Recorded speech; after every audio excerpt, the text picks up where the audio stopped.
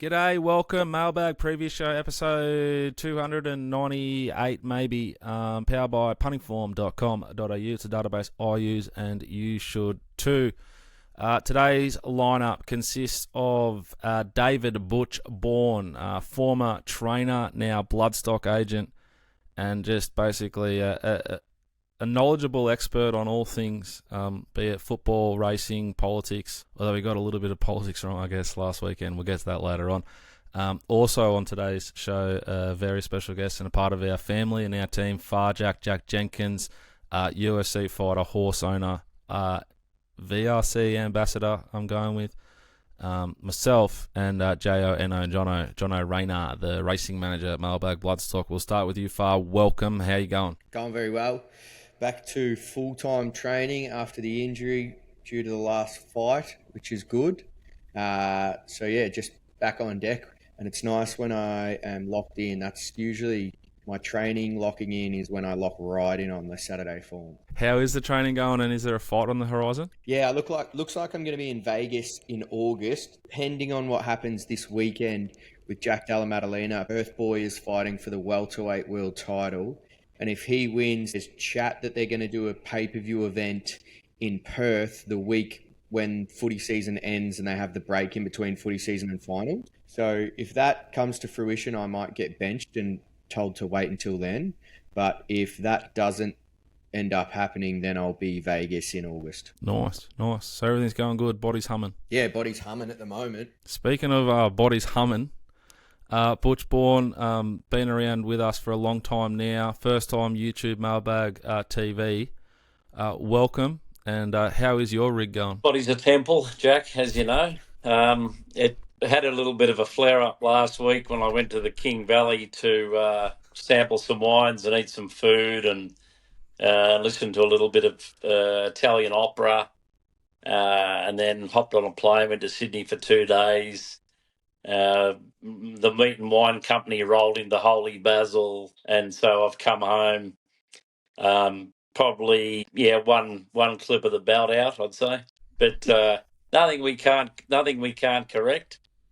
How was the Inglis Weanling sale? Yeah, good. I found it really good. There's a lot of I tell you what, there was a little bit of a standoff on a few of them.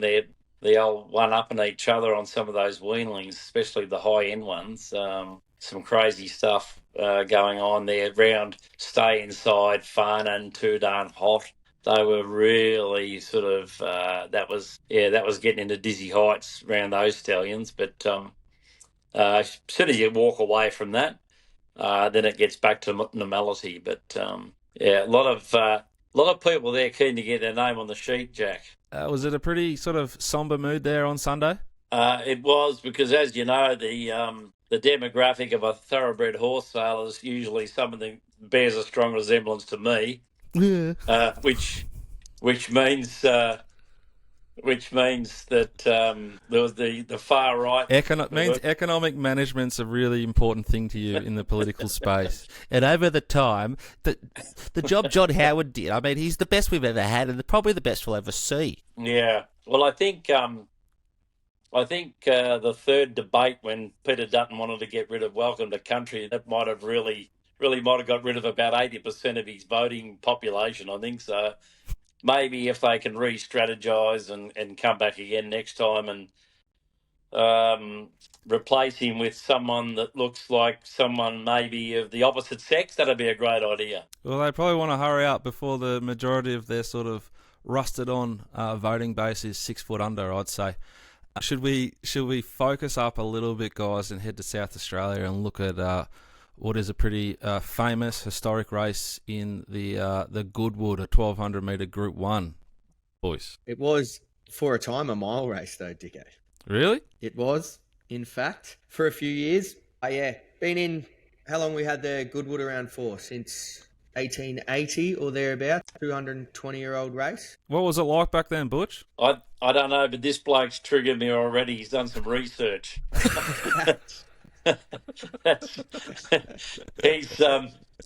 He's way too professional for something like this, I can tell you.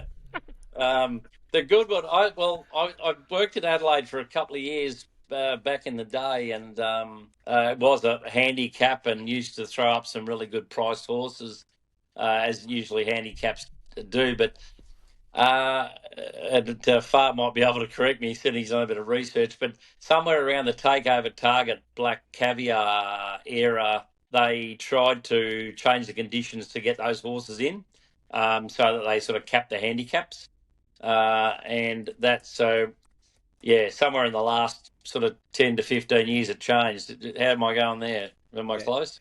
Well, Takeover Target was 2009, was it not? So, if it was around then, 15 years ago, you're spot on. Yeah, it was. So, because is that when the conditions changed? Looks like 2007 was when the conditions changed. And who won that?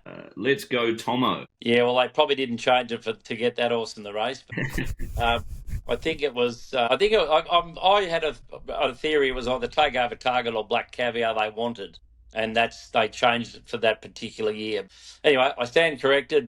That sounds about right. So the conditions of this race would be part of the reason why it's attracted Giga Kick to the race then, I guess, because the weight he carries in this is astonishing. It's outrageous, isn't it? Full disclosure, Jono and I had a chat earlier off air about this, and I've got a feeling, and we can look it up, you can Google it, but the conditions would be that Giga Kick's done nothing in the last 12 months. So I'd say the set weights, penalties, and it's all based on what you've done in the last 12 months. So that would be my calculated guess.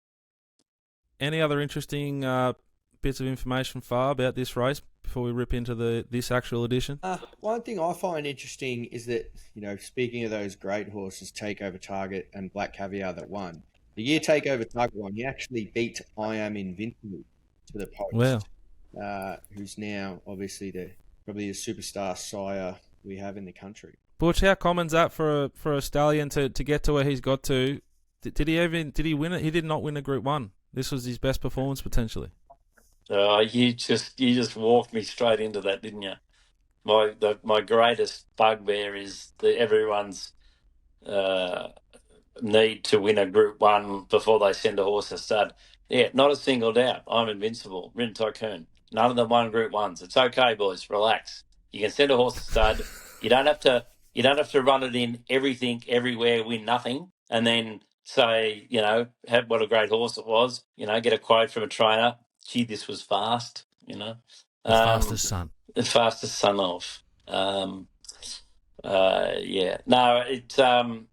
I think he was a very good early 2-year-old. I'm Invincible. I think he won really early, and he's a fast horse. He's a good horse. And to quote Harry Mitchell, they stand the horse at Yarraman. Harry said the first time when he was lukewarm on him to buy him, and he said when they inspected him, they purchased him on the day. He said he's an outstanding looking horse. And to be honest, I've never stood in front of the horse and looked at him, but they bought him on the spot because he was such an outstanding type. So, there's still hope then for Growing Empire to make it. There's hope for Growing Empire to make it. They're going to wheel a few of them off to stud this year, aren't they? There's going to be a whole raft of them. But I'm just going back through some of these old ones here. The Goodwood. What's his name? Broadwalk Angel was a very good filly owned by Robert Holmes of Court back in '89. Jono, were you born then? I wasn't. No, 93 for me. Phar wouldn't have been. Broadwalk Angel will figure prominently in pedigrees if you can look down that far. But no, it's been a very, very, very, very good race over the time.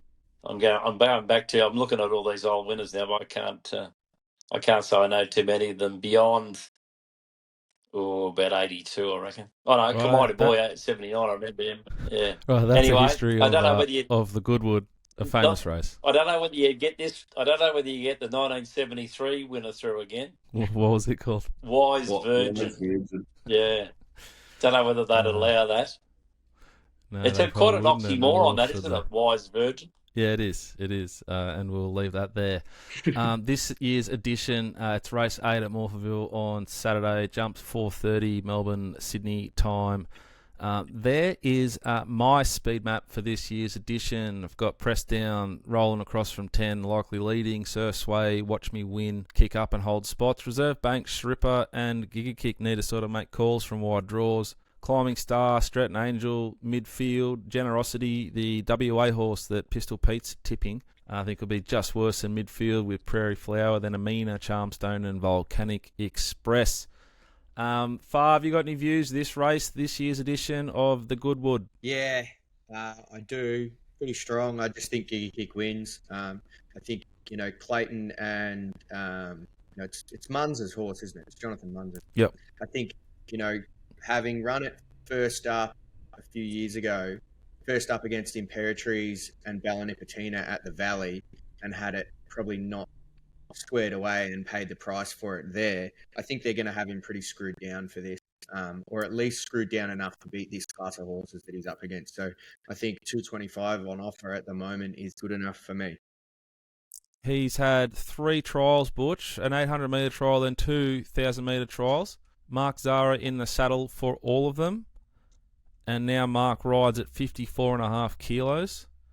The wily veteran in you, just that I find that hard to get past just there, and then that's it for me. What about you? It would mean at least 7 days off the Chateau, whatever he was on last week, and that means he's fed income. If he hasn't, Very fed income. If he hasn't opened a bottle of the finest in the last 7 days, he's zoned in. He's trying as hard as he'll ever try, basically, and he has ridden this horse in the jump outs and made that decision. He presents to me like the sort of operator, and we've had him on the early crow, that if he felt something or saw something in those trials that didn't tick the box, he'd be on something else in this race, if not in Melbourne. Yeah, I'd say straight to the first 2 Michelin hat restaurant in Adelaide, post the Goodwood, if it gets the money. And what are they, just out of interest? Well, there's a Do they few have of them. You can go to the Argentinian one called Gaucho's. It's a beautiful steak restaurant in the main drag. Then if you're still feeling a little bit the night's not over, then straight down to Hindley Street where all the action is. Jono, what's your read on this year's Goodwood? Oh, I'm pretty much the same. Only bad luck beats him, I think. The 54.5's obviously, pretty enticing to be on him, I think, at that price. And, Mark Zara on. He's riding Morphettville at 31% profit on turnover. So, it ticks a lot of boxes. I think the 2 horses that might end up well and truly over the odds are the 2 Climbing Star and the 6 Stratton Angel. They both started around roughly $6.50 versus Charmstone $11 last time. They both get better runs here than they got last time, and have proven that they are up to this level, particularly Stratton Angel. She's got elite form down the straight, and without Giga Kick in this race, I'd start to get really busy trying to sort of nail them away at a price and having a good crack at either or both. But with Giga Kick in the race, I've just cuddled him on a tick or 2 under the market, and that's where I'll stay. I think he makes this race really tough. I don't think there's any spoil though in his price. I wouldn't be jumping out trees to have a good go at him. I would happily sort of have him in a little sicko sort of 2-leg or 3-leg multi if I was at the pub with the boys. But I thought Charmstone's slide unders, I expect it drifts, don't like its map. You'll get 7 races also to see where this track is and how it's racing, but a lot of things need to go right for it. Shripper, if it drew inside, would interest me a lot. Started $16, did have 52.5 kilos, but started $16 or $14 in the Oakley Plate, and that's a proper Group 1. So I think it has to be respected, and there is just a little bit of a sniff, I reckon, Butch, about this Colt Reserve Bank. Mick Price is in form. He had one live up to the hype yesterday on the Heath. He's had a really good little patch over there in Morphettville in the good races. J Carr goes on. It's that sort of blending momentum ride that suits her. I think it's a player, but you basically need Giga Kick to go backwards for these horses to be winning, I think. Amina brings some pretty good 3-year-old filly form from Sydney. But again, I just don't know where it's going to get to on this map. It does go Carter Yendall and gets, it might be 52 or 53 kilos. So it's an interesting race outside of Giga Kick, but with the map and the sort of price they're offering me, it's a race I don't really want to get involved in. With Reserve Bank, interestingly enough, he's by Capitalist, and he's dropped down from the must buy one of these things at the sales in recent times, so they're a little bit wary of Capitalist. So that would be timely if he could get a win in a Group 1 race. But the one that would really flare up would be Amina, because Tassort's just sitting there. They were keen enough on them early in this week. I think they would really start climbing over these things if it was to come out and win. Sweet. All right, we head to Caulfield now. We head to race 3. Why do we head to race 3? You might be wondering, because it's just a staying race on a 9-race card at Caulfield, headed towards winter. Well, we head there because our man, he roared this thing home to place to finish up small ups. I think at like $11, $12. He can confirm if that's right or wrong. 14-1 in most of my all ups had it going to place, and I'd absolutely rinsed it throughout the week. I think I followed you on a couple midweek, Dicko into the place, and then on the Thursday night before at Pakenham, I had it all up, picked the winner in the last 3. I think they were 3-2-1 favourites, all up them into him to win, into him to place. So you could see me absolutely losing my mind on the balcony there at Flemington. It was a good day. But he comes here on a very, very similar setup, although without the superstar to be Revelare in the race. So he had a little let up, and he always comes back from a let up and he just runs flat ads. So you see his last start, he just had nothing. He was flat. But he had a little week off, went and had a quiet jump out with Stacky on board. And I rang Stacky and he goes, put the visors on him. It's the best I've felt. There's a bit of intent there. So we're going to the races, and I will be taking some place multis from about 4 p.m. today through to 2:30 p.m. on Saturday. It will be absolutely sick. So look for me standing next to John Kanga somewhere in the Punting yard if this thing gets close. So Kanga's done his job. He's got you to Caulfield. I think this race is very, very busy. I reckon you're a good chance of a hole. The horse that really, really interests me, but I just don't like the back and buried sort of map that it's likely going to get with Harry Coffey back on Celine Gaudreau off, is the Hayes horse Preferential. It was enormous, over 2,400 behind Affluential at Flemington.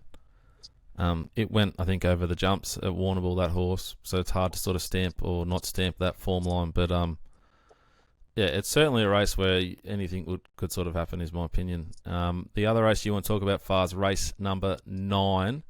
Yeah, actually, this is like I don't know what he's going to say here, guys, but if he tips you 0-2 good, can't stop it. Winner's Edge, can't stop him saying that.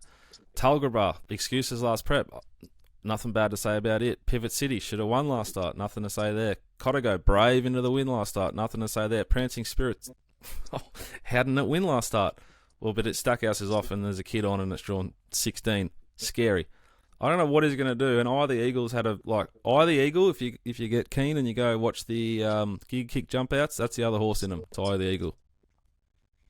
Well, it's funny that when we were talking about the Goodwood, how you said, look, I'm not too keen to take it straight, but if you're going to have a little flutter with the multis, and that's exactly what I'm doing here. I'm going to have race 8 at Morphettville, Giga Kick, into race 9, number 10, Pivot City.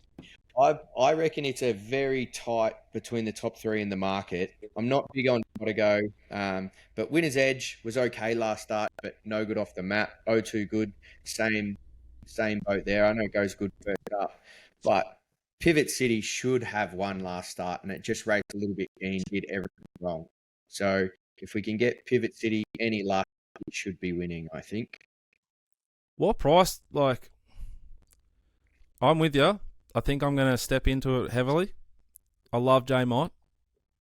I just don't know what I don't want to take the bottom of the barrel and have to double press this thing if it drifts. It's soft early in betting. Yeah. I think that's map, and it's a theme of the day is that there's the right horses have the wrong maps, and they're big fat fields on a track that's underperformed massively recently and continues to do so, and we're yet to see any evidence otherwise. War Machine's drawn the car park, the race above in race 8, like it's ready to like do something big, but a very tricky draw. I don't know what price we will see for Pivot City, but I agree it's the one, but it is a hot race. Yeah, absolutely. Look, it's not something I'm not going to be absolutely launching into it. Like you said, there's just too many variables. I think that's a bit of a theme for the whole weekend with this Gold Coast track, with Caulfield track. There's just so many unknowns. It's definitely not going to be a day where you absolutely launch, but if I was going to find one, that Pivot City in the last is going to be one I would find. My best at Caulfield is certainly an each way bet, and something you could you probably should have 1 by 3. But our man El Bowles has given this thing as strong a trial push as he's ever given a horse ever. It's race 8, number 1. Forgot You, $41. D Moore rides Barrier 7. It'll be midfield thereabouts. It's a hot enough race, but it's a massive price. This horse has like grouse proper form. If you dig back, it's been to Ascot, it's running Group 1s, it's raced against the Tippy Top in Victoria, and it returns gelded as well as a big trial push. So in a race that I think there's angles everywhere. Now I'm quoting you $41. I'd say there's a chance War Machine doesn't run from that draw, and if that comes out, that'll severely chew up your price with deductions. But the way that I handle deductions, and I think everyone should, is just bet and let it be what it'll be. Don't try and overthink that. So at the moment, $41, that's my best of the day. Race 8, number 1, Forgot You. Let's head to the Gold Coast, the Hollindale. It's race 7, I think, up there on the Gold Coast. A new-ish track. And a very big day. I think this meeting last year might have been rained out and the meeting moved to the sunny coast, John. We had Just Folk run that day as well, I reckon, beaten by Numerian and J Mott. Am I right? Yep, that rings a bell, yep. It's a interesting race. There are some proper Group 1 horses running around. We've got Buckaroo, Antino, Lindemann, militarised, went to stud, failed, is back at the races without its nuts. Elias was right in the market in a Caulfield Cup. It's there. My speed map here, Just Folk, I think, will be thereabouts. Lindemann rolls forward from 13. Elias first up. Don't know how aggressive, but somewhere thereabouts. Militarised forward. Boys d'Argent. How do I say that, Butch? Bois d'Argent. What you meant to do is try not to actually pronounce anything. So it's like like just, you don't actually use any syllables or round anything off. Kovalika and Encoda, I think, just worse than midfield. The interesting horses here is Militarised Antino, Micheline. Wide draws, Blake Shin Antino wants to be aggressive, can he be? Port Lockroy, Buckaroo and Faulkner Park bring up the rear. I've got Faulkner Park going back, but the blinkers do go on. It's a very, very busy speed map, which would be made worse if this track was to be on pace. We anticipate, we're guessing we're going to be racing on somewhere between a sort of soft 6 to a soft 7. It could be a little bit worse by this time of the day as they've gotten through the ground. Phar, what did you think of this year's Hollindale? I just can't get around the Gold Coast track in a way that makes me really go sicko mode and dive into a race outside of my jurisdiction. But if we can always find something here. And I personally like Kovalika third up. Why is that? Because Kovalika is that horse that just plods along, and then it just finds the right race at the right time where it's fit, and it just jumps out of the ground and rolls over him late. And I think we could be on a setup for that here, third up. Jono, what's your read on this race? I thought Buckaroo was far too short. I know it gets J-Mac, which, obviously gives it a big chance. The Kiwi factor. Our boy. But I thought the map and his last run in the the Queen Elizabeth was just fair. I think Lindemann's pretty hard to knock. A couple of placings behind Versestina this prep. not beaten far at all. It was good in the Queen Elizabeth, be up on speed. The only thing for it is if it gets too wet, I don't think it wants that. The one that I don't think, well, Just Folk definitely won't mind the wet, of course, but Militarised won't either. Obviously, you look at its form lines, you see 3 big duck eggs there, but the last start was a 10th in the Doncaster, only beaten 1.3 lengths, coming from the back in a very slowly run race. So obviously him at his best, I think stepping up to 1800, the wet won't be any sort of disadvantage to him. I think he's building nicely to a big performance. Butch, what's your read on this year's edition of the Hollindale on the Gold Coast? Yeah, I'm going to go a little bit sideways here. You got, I'll be cheering for Just Folks, hoping you guys get the cash here, but I think there's a hole in the market here. So he's running around at $19, Just Folk, and the horse that loomed up to win the race looked like it had it won and just knocked up the last sort of 50 metres was Williamsburg, and he ran 4th in that same race the other day, 2nd up. Ran a very good race first up in the Musselburgh Cup. So he comes here 3rd up. He's $151, drawn the pole. I know weight doesn't swing his way, but you could do worse than try and put him into some multiples, I reckon, Williamsburg. Like that. Butch, Antino, been to Hong Kong, came back, was below par, it's 1 run so far. Hong Kong can sort of really put the slows on a horse when they return. What are your thoughts here? Yeah, I was over there with him, and I'll tell you what, it took me a few weeks to come back. I rolled in, I went from the... How many belt buckles was that? I went from the Thursday night cocktail party into the long lunch on the Friday. Yeah, I've got the over-under on your belt buckles at 2.5 on the return from Hong Kong. Oh, it's just like, succulent Chinese meal. Like it's, no, it was a fantastic trip going back again this year if anyone's interested. Well, that's, look, Tony Gollan is pretty good at what he does.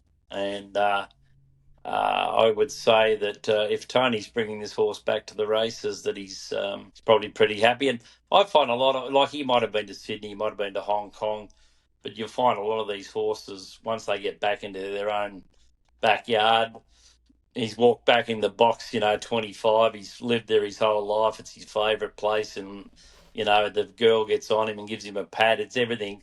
He just takes a big, deep breath and goes, I'm home, He gets to go around on, he doesn't mind a bit of kick. He's only had one go on a heavy track for a third, this horse, so clearly, likes to kick out of the ground, so it'll be perfect for him. He's, and if anyone, as we saw at Caulfield that day, if anyone can get Antino to win, it'll be Blake Shin, because he is in rare air at the moment. 100% he is.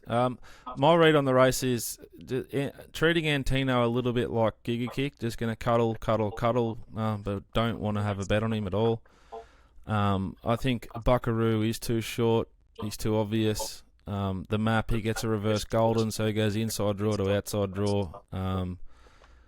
Different setup, different shape. Lindeman's, I think, a roll of 3 too short, so I can start to think about having a bet, particularly with Faulkner Park being 850 and I think well too short. So the horses that interest me are our horse. If it runs, the conditions will be exactly as we want them, and he's better than a $19 shot. I completely agree with Jono about Militarised, and I think, and I wouldn't bet unless this happens, but I think you'll see 20s late this horse. The market has to come into something and go away from everything else, and I think he'll be the one they miss. And then the other two that really, really interest me, I'm very impressed, and I agree 100% with Butch. Williamsburg's a stupid price, and a mental health bet, if anything. You don't need to have a lot on to get a lot back. But Miss Jolene at $23, you'll get $31, $41 late, I reckon, unless it hammers down with rain because of its map. But it was very, very, very good last start. Very good. And it's a wetty, and its SP is a sound. So I'll be working around those 4 horses. That's Just Folk, Militarised, Williamsburg, and Miss Jolene. That's our look at this year's edition of the Hollindale Phar. You've got one for us in race 6. Yeah, look, it's a little bit weather dependent, this one, but the second line of the market in race 6 is Wonnarua. It's the classic Waterhouse and Bott T. Clark setup. If they get the kind of rain and we end up sort of soft 6 or worse, I'll definitely be having a bet here. Very good on soft and heavy ground, and I think since its last prep running first up here, the penny might have dropped a little more and it's ready to go. Beautiful. All right, that's our preview of the big races. We're going to have a quick look around the grounds at all our bets, but before our best bets for the weekend. But before we do, John, run us through White Bear. He's arrived now at Lindsay Park. Yep. As the owners heard, and I posted on social media today, he's arrived in very good order. JD, in his audio there, very, very impressed with the condition that he's shown up to Lindsay Park in. So they'll start to sort of turn the screws on him next week and beyond, and he'll be off to the jump out soon, and very much looking forward to getting him to the races. Still a few shares available. I'm pretty surprised by that. I think he won his maiden by 7 lengths. He won a benchmark 64 by 5, and he's rated now back to a benchmark 65 level, so 64 level. So, yeah, I think he's a great bet, as you would say. He's certainly transformed, Butch, since we saw him out there at Muradoc, a month or two ago. Yeah, he's a bloody nice horse. I know that. He's a Sham Express, isn't he? He is. Yeah, he tried to kill me that day. Remember? Look. Yeah, I think you've put a bit of mail on that, but he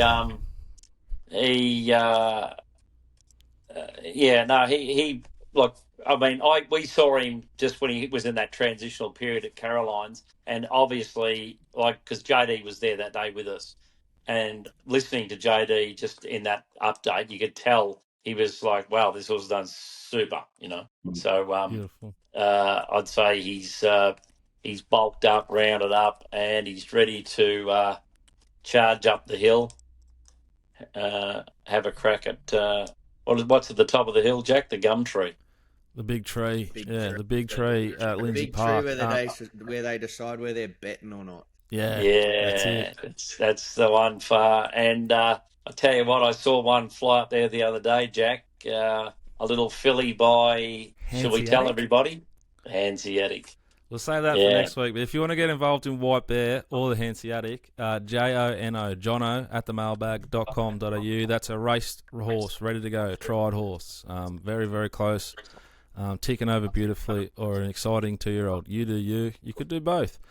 This weekend, we've got Grouse Mountain tomorrow night, race 4, Cranbourne. She's favourite. She looks hard to beat. Major L, Gold Coast, Saturday, race 2. Just Folk, Gold Coast, race 7, Until Valhalla, Caulfield, race 5. And then on Sunday, and on its Victorian debut for the Lindsay Park stable, Dean Yendall rides Mr. Tadashi in race 7 at Ballarat. Around the grounds, the boys' best bets. Ready, set, go. Morphettville, race 7, number 1, See You in Heaven for MJ, Rolls Royce, slow, left arm medium, Pratt. Morphettville, race 7, number 14, Lindsay Bowles. So we can't get the perfect round because they're going against each other off the bat. Phar is with Fam Garam to place as his best. Morphettville, race 8, number 11, Generosity for Pistol Pete. Gosford, race 8, Townsend, Mickey Gannon. Oops. Gosford, race 4, the 8, Devana for T. Papley. I'm with race 8 at Caulfield, number 1, Forgot You. Gosford, race 1, number 3, Monty Kate for R. Scurry. Morphettville, race 6, number 2, Aaron Bay. Very, very good. Brave with a big weight last start, Butchie. You like that? You think it's ready? He's a big Stokesy man, and he thinks he's going to deliver for him on the big stage. And then Rotorua, race 7, number 1, Maratari Moral. That's a bloody tongue twister. Have you ever been to the Prince of Wales at SEMA on a Thursday night? It smells like Rotorua, I tell you. So a fair bit of sulphur going around that joint. Hey, that's been Now I've got a question here for Phar. Now I don't want to read too much into this and knock your price off. Is there anything we can read into Jordan De Goey not taking the trip over to Perth? Yeah, look, my phone has just gone with a missed call from him, trying to sort out committee room for the big fella. So Look, I wouldn't read into that too much. He's just got to manage the body. But look, I think we're a good chance in this race at a silly price. That's been the Mailbag preview show. Hope you enjoyed it. There may or may not be a segment about to roll into you right now featuring Mick Gannon previewing a race at Gosford. All right, boys, we head to New South Wales for the feature meeting this Saturday, which, believe it or not, it's not at Rose Hill, which they're still trying to sell. It's not at Warwick Farm, which they're trying to fix. And it's not at Randwick. It's not even at Newcastle. We copped Hawkesbury last week. And for the early crow punters, it was a tough day. Very brutal finish. So we've headed to Gosford, and Mick Gannon's been kind enough to come on and join us, run us through one race in particular, which is called The Coast. It's a 1,600 metre listed race worth $500,000, and who knows what else he might come up with. But welcome, Mick Gannon. Dicko, Jono, Butchie, good to be here. Yeah, we head to Gosford. Nothing at Kembla at this time of year, but interesting meeting. They haven't got through many meetings up there since they did the track reno, so poured plenty of coin into the track. Let's hope it gets through all 10. That's right, 10 races. What sort of weather are we anticipating, and what track condition? It sounds like it's wet. We're on a soft 7, and there's probably had 5 mils of rain today at Wyong, which isn't too far away from Gosford. As a crow flies, probably about 40 k's, 20-minute drive up the freeway. So I'd expect it won't improve anything more than a 7. Might get to a 6 if you don't get any more rain, but 0 to 5 mils tomorrow. Jono texted me earlier. He said, what's it going to be? I said, well, anywhere between a 5 and a 10. Okay. Do you remember that big nightclub in Wyong? Yeah, the Gosford or Wyong? I think it was in Wyong. Nah, Gosford. Gosford Leagues. Troppo. Yeah, that's right. Yeah. Club Troppo, yeah. Yeah, Club Troppo. Yeah. Don't remember much. Remember going in. Yeah, that was back when you needed to do pre-drinks just for like budget sort of. Yeah. Not so much to build up the momentum and confidence. It was more budgetary sort of considerations. Glory days. Did Butch and Gunnar, did you catch up while Butch was up in Sydney inspecting wieners? Didn't have the opportunity of catching up with the great man. I did catch up with him a couple of weeks ago, though. That was good, wasn't it, Butch? Yes, Gunnar, you said you were going to take me out for lunch, and you took me into the Coolmore marquee. So I got dressed up, got all excited. I thought I was on a lunch date. We're going into the restaurant at Riverside, but we got a latte and a sausage and bread at the Coolmore. A smoothie. Was it a smoothie? I don't know, and a couple of ads to promote the stallions. I don't know what I've done with mine. Anyway, no, it was good catch up. Did Ryan Moore sign yours, Butch, by any chance? Who? Oh, please, turn it up. The head of the National Jockeys Association for the World Championships of Top 12. I should have. I've got William Buick's signature on one, Jamie Spencer's on another, so I just need Ryan Moore's. Was John Hawkes in charge of that top 12 selection?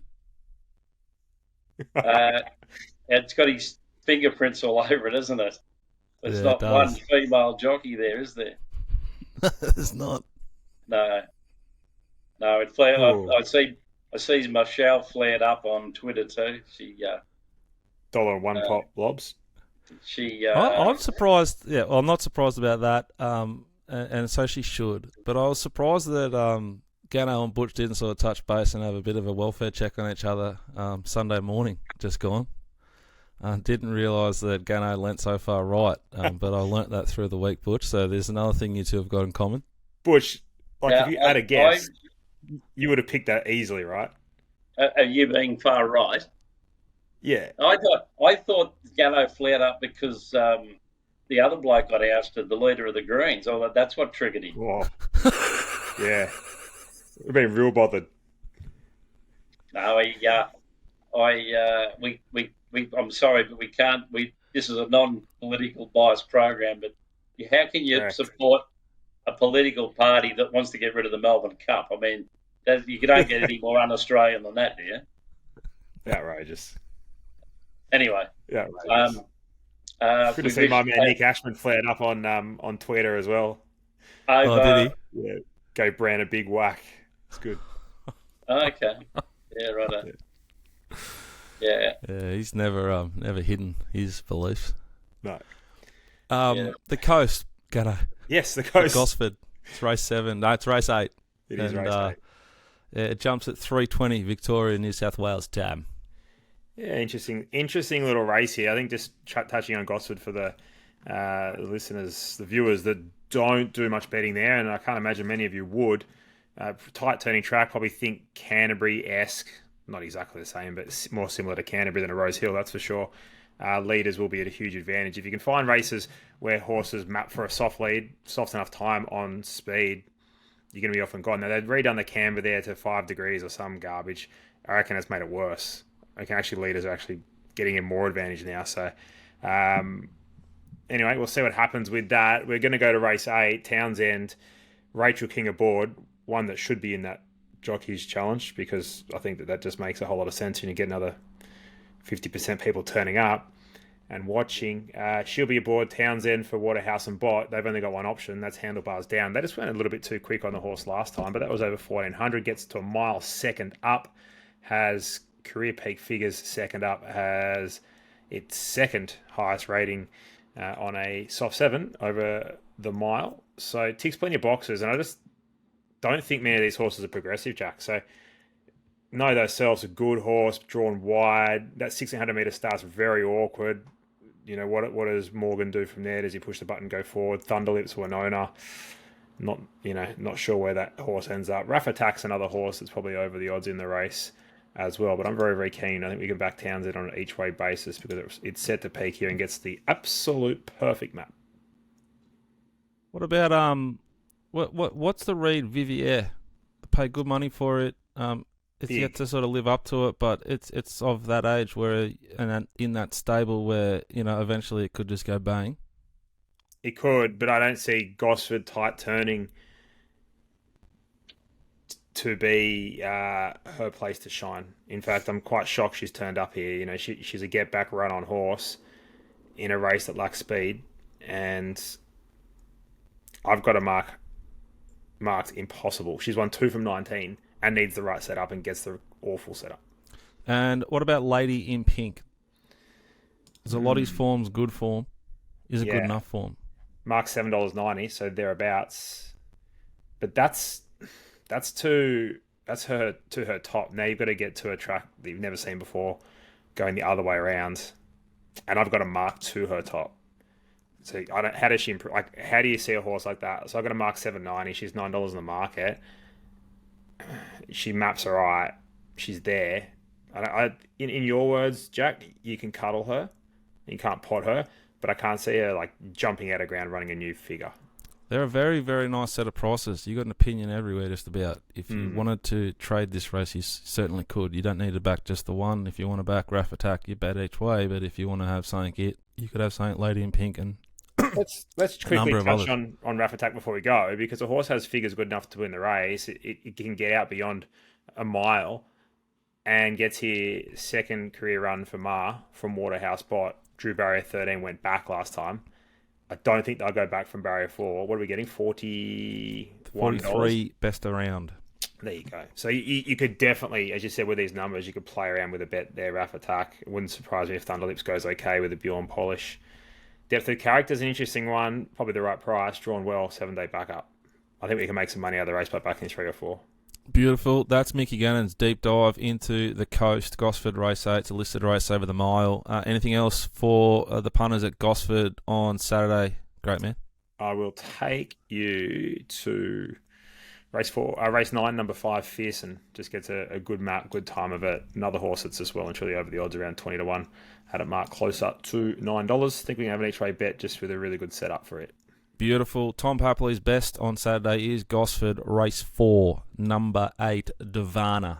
There you go. There's a couple of plays for you at Gosford. Cheers, Mickey Gannon. Thanks, lads.